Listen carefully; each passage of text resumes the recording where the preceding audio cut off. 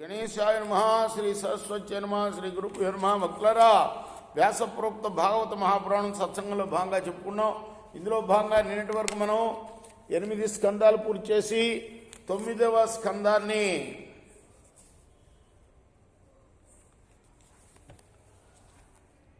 నలభై 9 భాగాలుగా చెప్పుకున్నాం.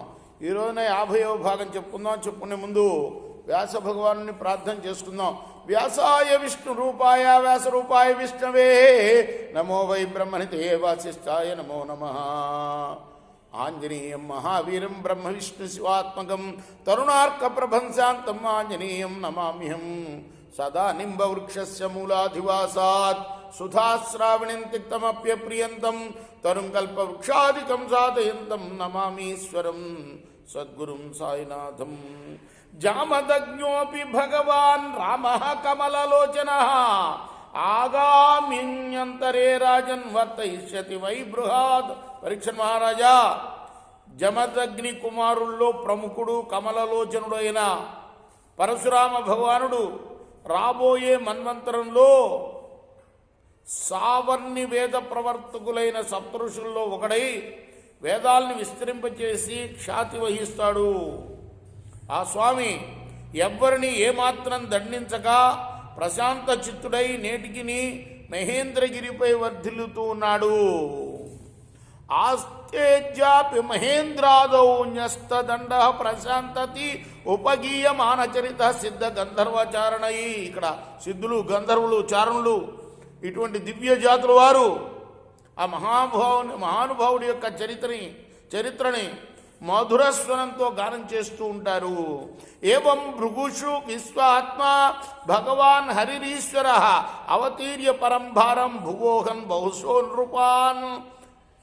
విశ్వాత్ముడు, షడ్గుణైశ్వర్య సంపన్నుడు, సర్వసమర్థుడైన శ్రీమన్నారాయణుడు భూభారాన్ని తొలగించడం కోసం ఈ భృగువంశజుల్లో పరశురాముడై అవతరించి గర్వోన్మత్తులైన అనేక మంది రాజుల్ని తుదముట్టించాడు.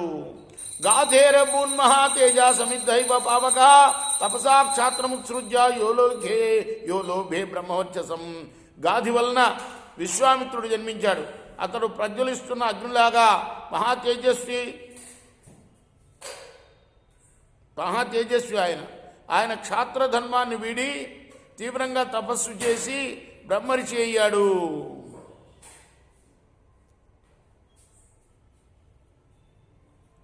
అంటే ఆయన రాజుగా జన్మించిన బ్రహ్మత్వాన్ని పొందాడనమాట.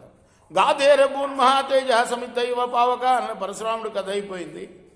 పరశురాముడేమో బ్రాహ్మణుడిగా జన్మించాడు, క్షత్రియులంజలి సహించే క్షాత్రధర్మం వహించాడు.